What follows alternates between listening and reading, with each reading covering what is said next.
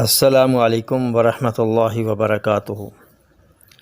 معزز سامعین و ناظرین، میری گزشتہ ویڈیو جو بیڈ کولیسٹرول کے اخراج کے لیے تھی، اس میں کچھ ایک سوال پیدا ہوا کہ یہ جو 10 غذائیں ہیں ان کا طریقہ استعمال کیا ہوگا۔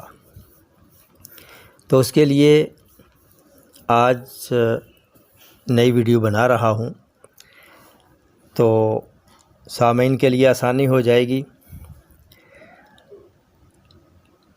صبح نہار 3-4 قسم کے فروٹ جیسا کہ کیلا، سیب، انار اور امرود وغیرہ ہیں، ایک بڑی پلیٹ کھانی ہے، اور 1 گھنٹہ کے بعد ادرک، زیرہ سفید اور پانی 1.5 کپ ہوگا، زیرہ سفید ٹی سپون اور ادرک 1 انچ کا ٹکڑا باریک کر کے اس میں ڈال دیں گے۔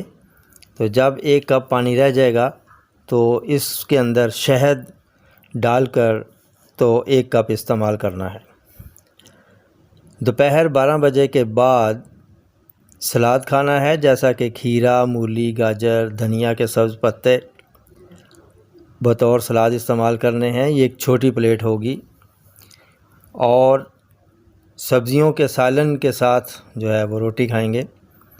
اور 1 گھنٹہ بعد یہ سفوف استعمال کریں گے۔ سفوف کے اجزاء یہ ہیں: کلونجی 50 گرام، میتھی دانہ 50 گرام، ہلدی 25 گرام، زیرہ سفید 50 گرام، ان کا سفوف بنا لینا ہے۔ اور ٹی سپون اس کی مقدار خوراک ہے۔ ہر کھانا کھانے کے بعد ہمراہ ادرک اور زیرہ سفید کے قہوہ سے، جو کہ اوپر ابھی میں نے ذکر کیا ہے۔ جو بھی سالن ہو اپنی پلیٹ میں اسے 3 چمچ 1 سے لے کر 3 چمچ روغن زیتون ڈال کر استعمال کرنا ہے۔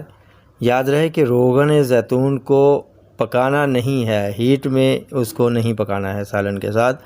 جب سالن تیار ہو جائے تو اپنی پلیٹ کے اندر ہی 1 سے 3 چمچ ان میں سے 1 یا 2 یا 3 چمچ استعمال کرنا ہے۔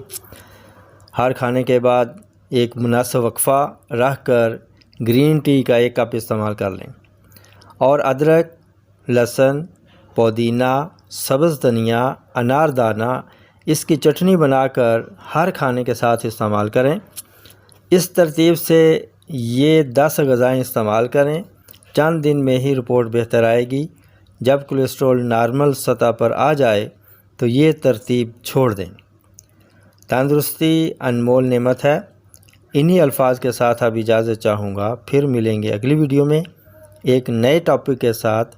تب تک کے لیے اجازت دیجیے۔ السلام علیکم ورحمۃ اللہ وبرکاتہ۔